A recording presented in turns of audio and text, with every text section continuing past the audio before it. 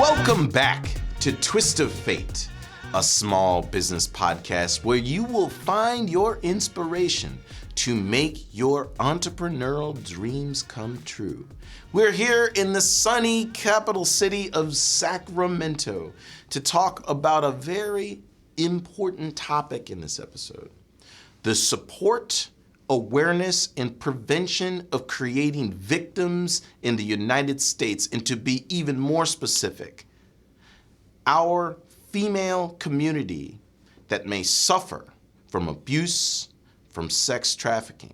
You see, my guest today has taken a crusade in making awareness and prevention programs and support programs through a business that she's building called Connect to Change. Emily Saunders, my friend, welcome to Twist of Fate. Good morning, Doug. Thank you for having me on your show. Okay, so let's first start with Connect to Change. This is a nonprofit organization that you're building to provide support to a very important topic: individuals that are victims of sex trafficking. Is that correct? That is. So tell us more about Connect to Change. Connect to Change is exactly as it sounds, connecting people to change. So the women out here in Sacramento who are victims of sex trafficking, we are going to provide immediate safety and shelter for them. And then while in our care, we're going to give them the tools and wraparound services that they need so that they can find long-term success in their recovery journey. There was a recent report that was just released in July, and it gives us data and details for our local community. I think people are unaware that here in Sacramento, it's happening in our backyards. It's right here in our own homes. Between 2015 and 2020, there was over 13,000 victims of sex trafficking in Sacramento County. That's quite a big number. And it actually, out of that number, there's about 11.2 that went unreported. So times that number, even more. Emily, if you don't mind me clarifying for many of my listeners, the majority of the individuals affected by this sex trafficking, women, children, correct? About 94% are women, 47% of that are Black. 61% of that, most of them are brought in under false romantic pretenses. And I think that that is something that people are also unaware of when we think of sex trafficking, right? You think of someone being kidnapped, right? Right. Like against your will. Right, handcuffed in this small truck being traveled from place to place. Now, don't get me wrong, this does happen. But there's even a larger number that this does not happen to. There's a manipulation and abuse that occurs with these victims who believe that they're doing something for the betterment of them and this other man, this abuser, that they're gonna build something beautiful together. But in fact, they continue to lose and eventually become locked into what I would say is an invisible prison. I know this to be true because I am a survivor. I am one of those statistics that were between 2015 and 2020. When I first came out of it, I didn't even realize I was in shock. And a lot of these women that I saw on the street were going through the same thing as I was. And unfortunately, there's not enough awareness for both the public and the victims to know where to go when they need help, when they're ready to escape. I think that's the role that you're starting to play in this great game. That acknowledging the problem is the start to solving it. If you don't mind me asking you, and by the way, I appreciate you sharing your personal story, and we're gonna get into that. We're gonna unpack that. But I'm sure many of my listeners are wondering first, on this acknowledgement of the problem, why Sacramento? Does the report, or from your experience, do you have any theories as to if Sacramento's the second largest city for sex trafficking, why is this happening here? You know, it's been called from our detectives, it's a hub. So you come into Sacramento, and there's so many, it's like a middle point to get, the freeways go here to the Bay Area, the freeways go over here to Fresno, to Nevada. It's such a hub that people come here for a moment and then they're going everywhere else. And it has been for quite some time. And honestly, before I was... A decade, more than a decade. Oh yeah, before I was brought into it, honestly, I had no idea what was going on in Sacramento. And I believe that's true for most of the residents here. Okay, how do you generate awareness about this? So, like, you know, I know how we met was in a pitch competition hosted by Sacramento State, the Carlson Center of Entrepreneurship. And there were 30 other companies there. And I don't know if you realized, I was moved at how ignorant I was to the problem in a city that economically and from a business standpoint, I want to help grow. But I didn't know about this. And I bet you there's a whole, I could read the room. And a whole lot of other people didn't know that. So one, you've decided to start with this building a business, and you went to that pitch competition. Why did you go in the pitch competition? Let's talk about that. You know, I went into the pitch competition just the same reasons why I've gone into every cohort, the same reasons that I've spent every dime that I've had on personal growth into learning how to start a successful business, how to begin a new model that is unheard of, is one of its own kind. Because it's important to me to make sure that I'm communicating and conveying my story correctly so that it brings awareness to what the problem is and so many others are affected and stuck in. I went to that startup competition actually not realizing that we were going to do a pitch off at the end. That was a surprise. It was a good format. It was by design, by the way. They wanted you to just kind of walk in. Right. I had absolutely no idea. But one thing, and one reason why I know that this is my purpose, is because as you saw there, we had 4 minutes. It went from, I think, 6 minutes down to 4 minutes and then 2 minutes of pitch. So you had to keep adapting. But yet... Had you done pitch before? I had. But you know, it's something that you have to do continuously to perfect that talent and that skill. And when I ended up giving the final pitch, as you know, that day, I actually, somehow, the universe worked it out, and I finished right on time, and I did exactly what I was hoping to do, was to inspire others and bring awareness. And it was so neat because I met you. I also received a donation that night after the pitch. And I heard about that. Yes, and made another connection with a city official. Let me say this. So to my listeners. So I was a judge in this competition, right? Like I had to be objective and judge 30 companies. And you're right. Look, 30 companies, 2-minute pitch. That's like really fast. I'm gonna tell you, it's even tough for a judge, kind of like, wow, it's a lot coming at us. But I think your strategy was different. So one, you didn't win the competition, but I could tell that wasn't your intent. I knew that wasn't your intent. Your intent was, this was an opportunity to educate 30 business leaders and the judging panel and the facilitators, great people, about your cause. Mission accomplished, right? You know, for me, I was a winner. You know, being there and inspiring and making an impact. If I can make an impact on somebody's beliefs or values or their way of thought and change that and have an awakening moment and, oh my goodness, what can we do to help? Then I'm aligned with my mission of helping others. Because if I can convey that well and bring on support, then I'm supporting the women that I'll be serving.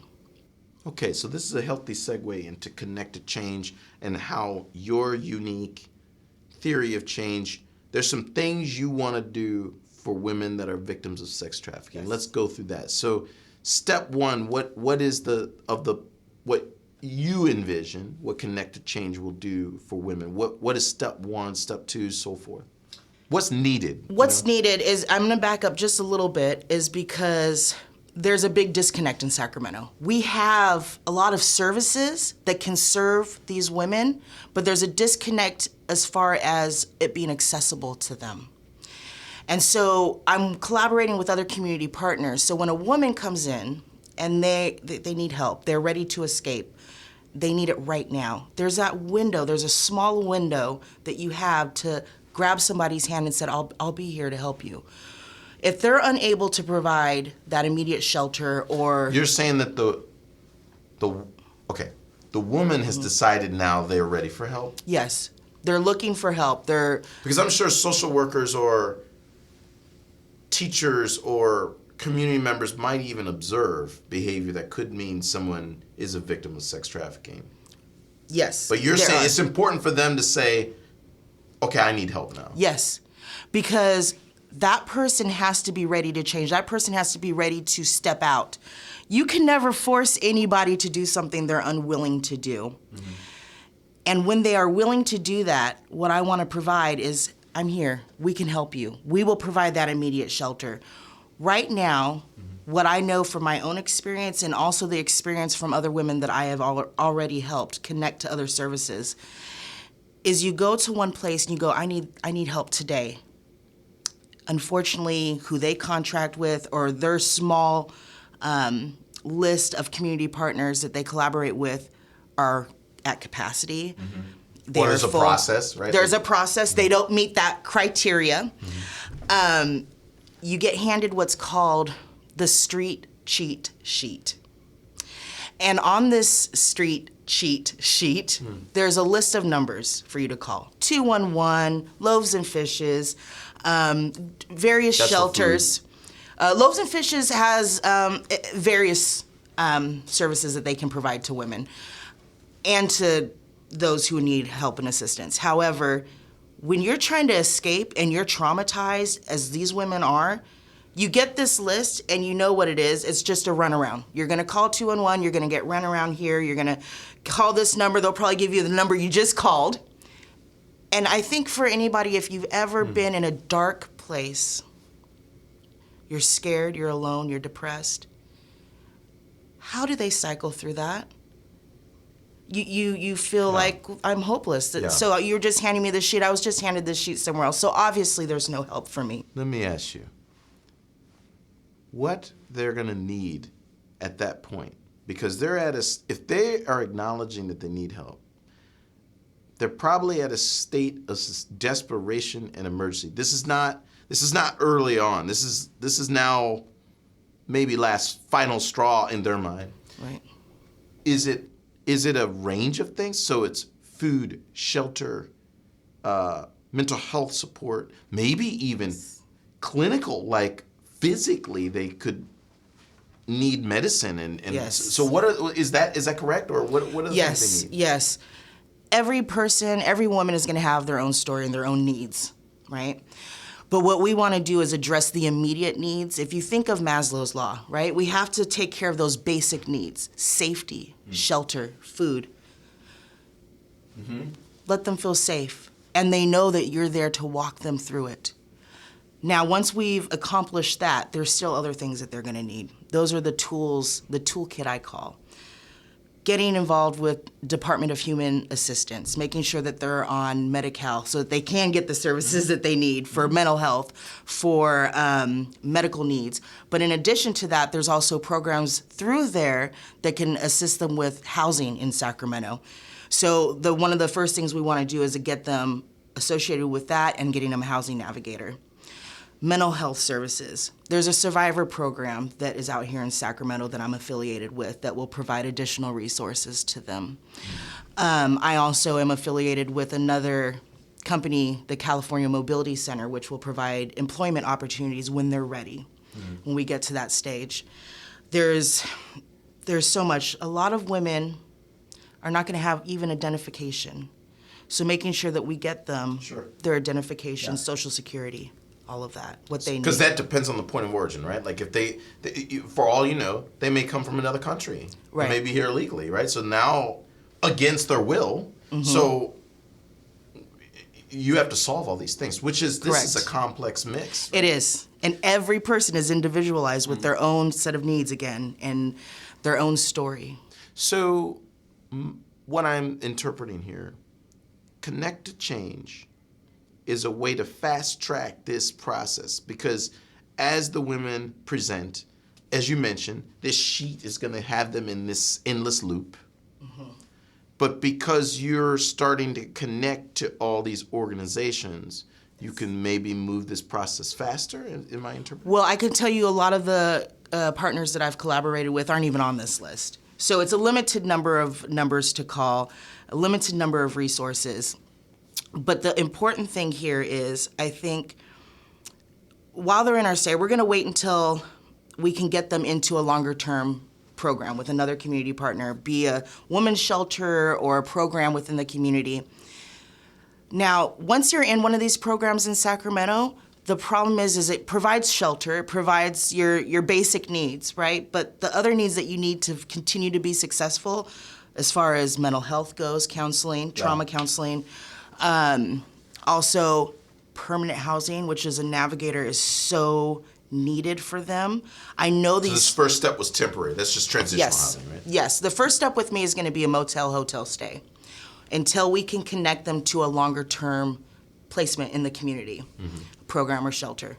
Now, while they're in our care, we're still going to provide the wraparound services that they need, give them the toolkit, so even once they're out of our care, they're going to have the support. They're going to have the tools needed to continue to move forward. One assumption is also if they're a minor or they have children, is the pull through the support also extended to them, or is it to the mother and then there's a different process for the children? And I only ask out of ignorance. I don't know these things. I mean, you're educating me here, okay? So the support would be, of course, so I could tell you right now, what I'm considering to work with is 18 and over. Okay. Because you kind of have to niche in there. There are other things that go around when you're dealing with minors. There is a program here with the Waking Village that works with minors and Win Youth. But that's pretty much it in Sacramento. I wish there were more. So that's a gap. That's a future. There are a lot of gaps. Future opportunity. Yes. Once you're successful, you go back and start small. Goal is to get big, extend, scale out. Women with children, we are going to experience that. Now, the support that is going to be is for the whole family. Is always a part of the theory of change is when you help transform one life. It's not just one life. It's that woman's, it's those children that she is raising. It's the friends, it's the people around her. Because when you change one life, you don't just change one, you could change 2, 3, it's that ripple. It's that pebble. If you facilitate them into more permanent housing, you had mentioned the next steps will be counseling, probably seeing a physician, probably supporting them in getting employment and as you mentioned, like the needs pyramid, they're moving up. Right. I do want to ask you this question. What about protection or even consequences for those that kind of the root cause problem is there could probably be repeat abusers or offenders that are still running around here? Is that part of the process? Like, does law enforcement get plugged into this? Like, when, that's my comment is saying where, my taxpayer dollar, yes, should go to ending the root cause problem for some of this, right? I agree, and the predators are still out there, and unfortunately, when you're in that realm, when you're dealing with traffickers, it's like they're almost their own community. You may get one, but there's still such a network that's out there, and often you're not going to have one tell about the rest because it's a dangerous situation. Now, if the women are willing and they've reported it to the police, then okay, that's up to them. But who's gonna make a police report on somebody that's been abusing them, potentially mentally, physically? Like, they're not gonna do that. That's my 2 cents of, I have family members that are in military and in law enforcement. this is one where I do feel there needs to be some plug-in or some Sacramento PD. It could even go up to federal level. Like, we gotta reverse this trend, and I think that's a component of it, right? Like, I'm saying later on, because I agree that helping these victims get stable is a part of it, but I'm saying restraining orders and other things so that they don't go back down that path is important, right? Of course. You know, sometimes they may not have all the information that they need on these predators. I will say that there is an elite force here in Sacramento that's working with human trafficking. So there is some focus and awareness there that they are working on this problem. But the problem's still there. Mm-hmm. And there's still a lot of victims that need our care and our compassion and our love and our support. And I understand. So there is, which I also think there's a systemic problem leading to this problem continuing, but that's not your cause. Your cause is to support the victims. Yeah. Yes. Now, in terms of the type of services that Connected Change will specifically that you want to bring in-house, because you had mentioned this network of partners. Mm-hmm. Is there specific things that you want to provide under Connected Change, or is it you're the intermediary to get them to all the things they need? Yes, I'm more of the connector as it is right now, the connector to change. So we are going to connect them to the resources in the community that will provide the change and successful outcome for them in the future. Mm-hmm. So first stage, immediate shelter, hotel, motel stay. Mm-hmm. Second stage, we're going to start connecting them to everything. Identification, Department of Human Assistance for financial and medical care. Mm-hmm. The survivor program for housing navigators, mental health counseling. Mm-hmm. All these are all toolkits that they're going to need once they are actually at another community partner so that they can continue to move forward without having that weight on their shoulders that it's up to you. Good luck. Because that's kind of what happens right now. Yeah. Right. And if we really want people to succeed after traumatic experiences, we have to be there for them. We have to let them know that we're here to work with you. We're not just going to give you a handoff and go, okay, well, here's your stay, but good luck, figure it out. No, we're going to work with you and we're going to walk with you. Mm-hmm. We'll be successful together. Mm-hmm. And with that support, they will find success. In a nonprofit, there's donation dollar that comes in mm-hmm. for some value output that improves the community. In this case, your view of success is that they're permanently out of the path of sex trafficking. Yes. And that they're on the way to being a contributor to society, taxpayer, path of recovery, correct? Yes. Yes. So you consider that a life saved? Which is interesting because my comment is most people think life saved mortality, but what I'm talking about is now they're an independent, contributing person in the community. Is that the end goal? Is that what success looks like? Yes. If you can do that for just one person, imagine the people that person can touch and can help change. You know, it continues to go forward. You know, what I've seen in some of the shelters and some of the services that are offered, like I said, they go in for help and then you get this sheet with numbers. Or you go in for help and you don't qualify. What'd you call the sheet again? It's called the Street Cheat Sheet. It's a tongue twister. It's a tongue twister. And so they might start to get a little bit of help, but then it's not working. And what do? What do? You go back to what is comfortable. You go back to what you know. Well, that's what I'm afraid of. You go back to what you know of. That's all you know. You know, it might be an abuser, but maybe they'll help you they'll have a place for you to stay. Or like in my instance, maybe I'll be able to sleep in his truck that night. Mm-hmm. You know, you go back to that because that's all you know. Mm-hmm. And I think we all do that as human beings. We might know it's horrible, it's toxic, we don't need to do it, but we still do it, right? Well, the nightmare is that we're creatures of habit. Right. Even when that habit hurts. Yes. I often say it was like living in an invisible prison. You become so dependent on your abuser when I first arrived there, I didn't realize until much later that I was actually in shock. And it took some time to come out of that. And I think in addition to that, a lot of the women who have been trafficked, there's a great deal of shame. It's a great deal of shame. How did this happen to me? Why did this happen to me? Yeah. Like, what have I done? All the things I've done, what I've seen. And it's overwhelming. And so for me, that spiritual part helped heal that. And I think there's a lot of women who are being trafficked who don't even realize it. That's another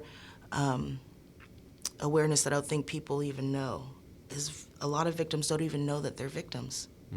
So if you don't know that you're a victim, how are you supposed to get help? You're not going to ask for help. You're not going to look for help. Right. And to your point, that's a state of mind that's not true living, like more the way you or I or the general public views what a day-to-day life is. Because we have the needs pyramid, shelter, food, water. Like, we have certain things.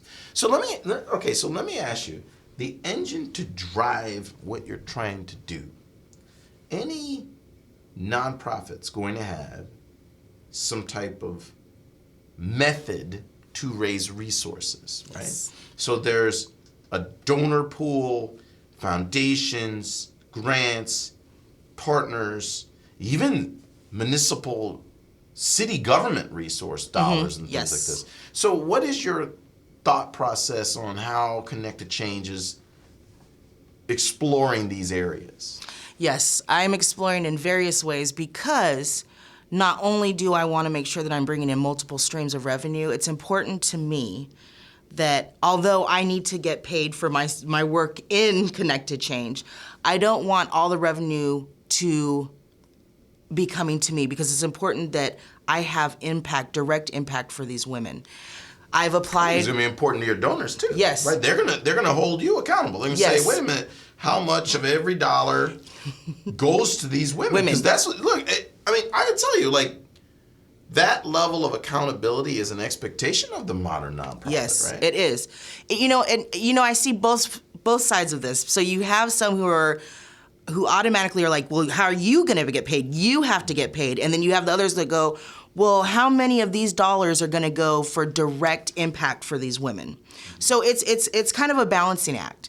I know that I have made a grant proposal through SMUD so far.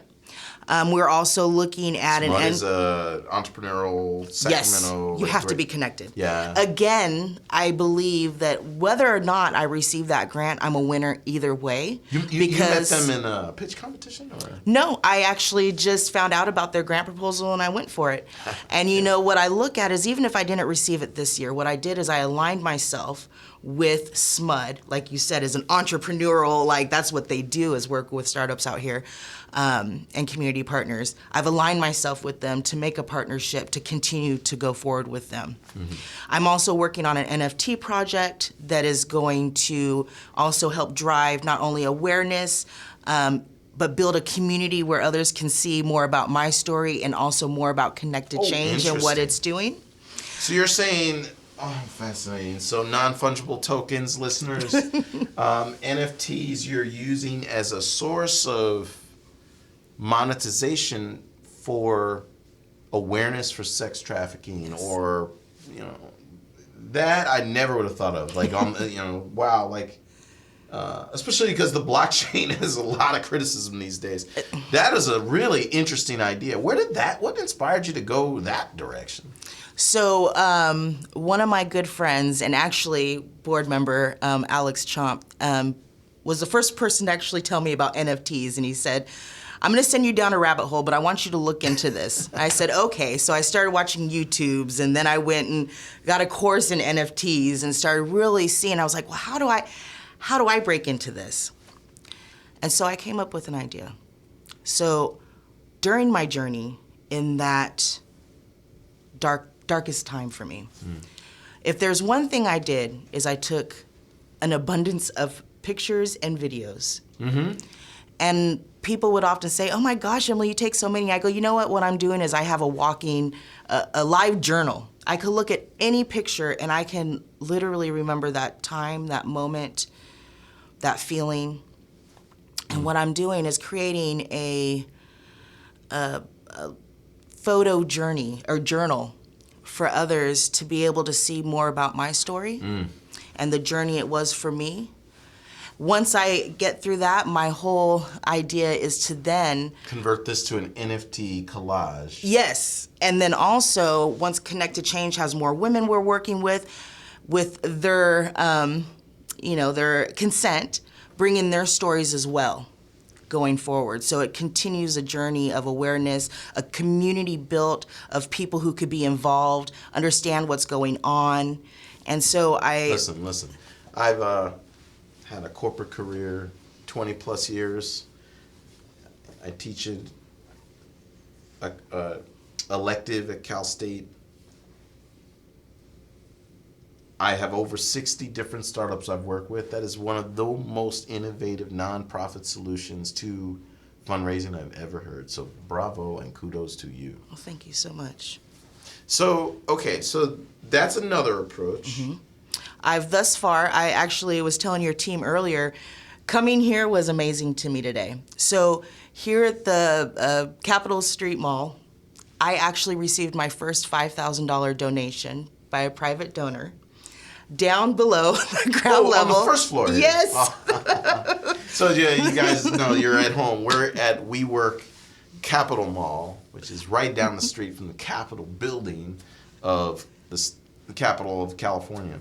And you're telling me this is maybe it's like, was it a twist of fate? Like, yes, that's a good pun intended, right? Like you got one of your first grants, so the journey kind of started here, right? Yes, it was wonderful, and so far I've received 6,200 in private donations. Private donations are going to be important. Definitely having the support of people who believe in the mission and can continue to support and also bring in not only monetary funds, but connections, resources. Because if there's one thing that I know to do is to surround myself with those who are smarter than me, who know more than me, and who have the resources that I do not to help scale Connect to Change into what it is to be. This is great. And have you made any attempts with fundraising online, or like I think Giving Tuesday was just this past week? It was. What's the plan on the online front? I'm still working on that, and I do want to have some fundraisers that are coming up. In fact, I just had a showcase back in October with the Folsom Chamber of Commerce, which I am partnered with them as well, and it was it was wonderful. We had multiple nonprofits there, and everybody was able to throw their donor dollars in. And so, but not only that, I made a lot of connections there as well. Actually, some that will benefit my women. There's another community partner, Powerhouse Ministries, has a beautiful program that I might be able to connect some of the women there too. So you see, everything I do is not only to get the monetary funding that I need, but also make the connections for the women that I will be supporting. And also, I'm starting here with Connect to Change, starting small. But I don't want to end here. It's not just going to be this forever. My goal is to scale out, create in the United States, world. Start here and go out into the world, making programs that work, that the victims will be aware that they can call and get immediate help, that they know that this number, if they call this number, if they go to Connect to Change, there's going to be help there for them, not a runaround game. Understood. And again, forgiving my ignorance, sex trafficking, here's the interesting point. Like, before meeting you, I always interpreted sex trafficking as a rest of world issue. Like, to me, I always felt it's like, this is where someone's kidnapped in Thailand and then they're shipped to some random part of the world never to be seen. I never thought it would be in U.S. soil like this. This is why it moved me so much. But now that I'm learning that, is there still an issue internationally where there's sex trafficking? Of course. This is a $1 billion global industry, and it's happening all around the world. But I know exactly what you're saying, because before I was thrown into this world, I thought the same thing too. You just don't connect that it's happening right here in our own backyards. Yeah. And it's happening all around the world. But I don't think my argument would be your jurisdiction should go all the way up to the United Nations. Like, this is this is one of the bedrocks of living a life. Like, our women shouldn't be sex trafficked. Right. And when I say our, I'm talking about mankind, not country jurisdiction, state jurisdiction. Like, that's my personal view on it. Like, I think you got to go all the way. Yes, I do too. I agree. Somebody actually asked me recently, if you were to, who would be like your national leader on this topic, on this issue? Who's fighting this globally? And I said, I don't know. The first thought that came to my mind was the National Sex Trafficking Hotline, or Human Trafficking Hotline. It's ran through the nonprofit Polaris. But I didn't want to say that. I wanted to speak to somebody who has a little bit more experience and knowledge. And when I asked, actually it was the CEO of 3 Strands here in El Dorado Hills, Ashley Bryant, and she said, I don't believe that there is an actual leader, one organization that's fighting this. But if I was to say one, I would say it was the National Sex Trafficking Hotline. We could do better. We need to do better for our victims. People are suffering and don't even realize that they are victims. Some do, some don't. And we need to not only bring the awareness to the public, but we need to bring awareness to those who are suffering and need help. Yeah. They need to know that there's a number that they can call. They need to know that there's somewhere that they can go and get help and not be turned away, not be given other numbers that may or may not help them. So there's no doubt that this is a highly personal issue for you, as you in this episode stated that you were a victim of sex trafficking.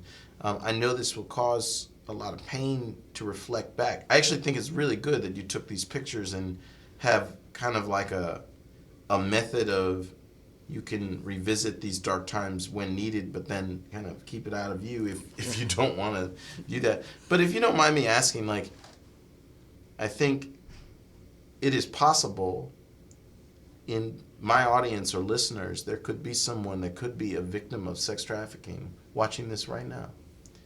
For you, what helped you realize that you needed help? Was there a moment that it's almost like, was there a moment of clarity where you said, this is not what I want for myself, I'm going a new direction? I attempted to get help once. I was sick in the hospital, but unfortunately it was a treat and street situation. I had a bad infection in my leg, and I asked for help. I said, look, I have nowhere to go. And they said, well, this is what your insurance will cover. They gave me some crutches and sent me on my way. And that was one of the first experiences that I had that there wasn't really any help. There wasn't help for me. Second one I had was I actually went to the police department and begged for help. Can somebody help me? I don't want to be on the street. I just need I need some sleep. They were giving out hotel vouchers, but I actually had one tell me, if we were to give you a hotel voucher, you would just call your abuser again. So they handed me the street cheat sheet and said, call these numbers. I just don't think that it would be a good thing for us to give that to you at this time. 2 incidents where I found out that there was no help for me. And it's unfortunate because honestly, even at that time, I didn't realize that I was being trafficked. It wasn't until maybe 6 to 8 months into trauma counseling that my counselor said, Emily, do you know that you were trafficked? I didn't even realize it. And I think that there are a lot of other women out there who don't realize it either. What helped you is someone else brought to your attention.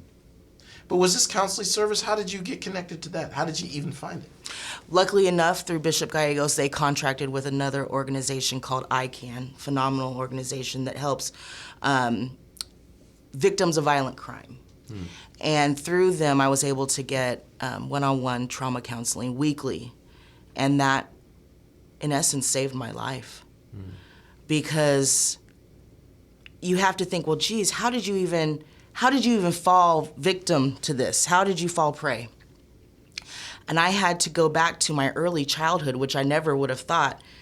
There were some broken pieces in there.